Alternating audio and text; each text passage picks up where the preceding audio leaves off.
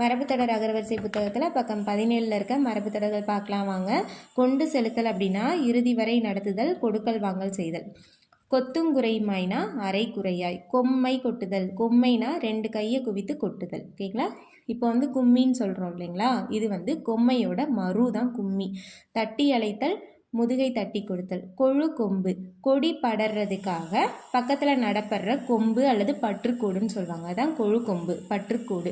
கொள்முதல்னா வாங்கின விலை, கொள்வனை கொடுப்பனைனா பெண்ணை கொடுத்து பெண்ணை வாங்கும் திருமண தொடர்பு. கொண்டான் கொடுத்தான்னா சம்பந்தம் செய்தோர், கொள்வனை கொடுப்பனைனா பெண்ணை கொடுத்து பெண்ணை வாங்கும் திருமண தொடர்பு.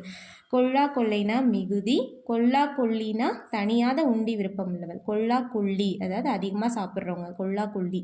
கொல்லி சொருகுதல் அப்படின்னா என்னென்னா கேடு செய்தல், தீ வைத்தல். கொல்லி சொருகுதல்னா கேடு செய்தல், தீ வைத்தல்.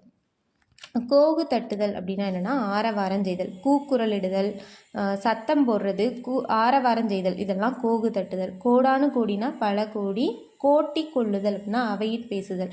நம்ம ஒரு திருக்குறளில் படிச்சிருப்போம் இல்லைங்களா, அரங்கின்றி வட்டாடி அற்றே நிரம்பிய நூலின்றி கோட்டி கொள்ளல். இப்போ கோட்டினா மன்றம்னு அதில் படிச்சிருப்போம். இப்போ கோட்டினா அவை, கோட்டி கொள்ளுதல்னா அவையில் பேசுதல். கோணல் மாணல் தாறுமாறு. கோபுரந்தாங்கினா காரிய பொறுப்பாளியாக நடிப்போன். கோபுரத்தை தாங்கிறது, தாங்கிறதுனா ஒரு பொறுப்பு இருக்குன்னு அர்த்தம், ஞாபகம் வச்சுக்கலாம். காரிய பொறுப்பாளியாக நடிப்போன்.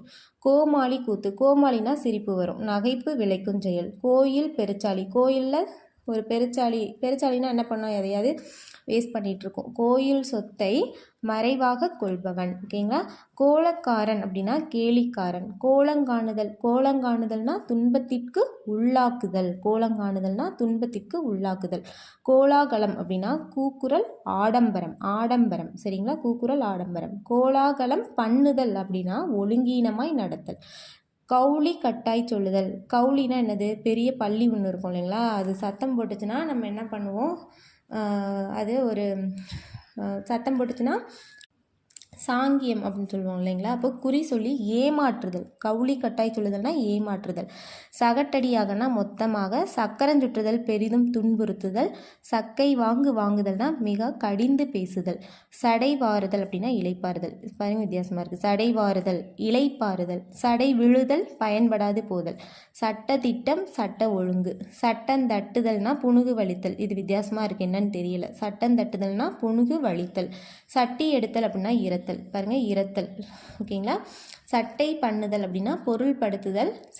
சண்டை பிடித்தல்னா கடிந்து கூறுதல். சதசதப்பு ஈரப்பற்று, சதசதன்னு ஆயிடுச்சு ட்ரெஸ்ஸு அப்படின்னு சொல்லுவோம். மழையில் நனைஞ்சு சதசதன்னு ஆகிட்டோம், ஈரப்பற்று. ஓகேங்களா?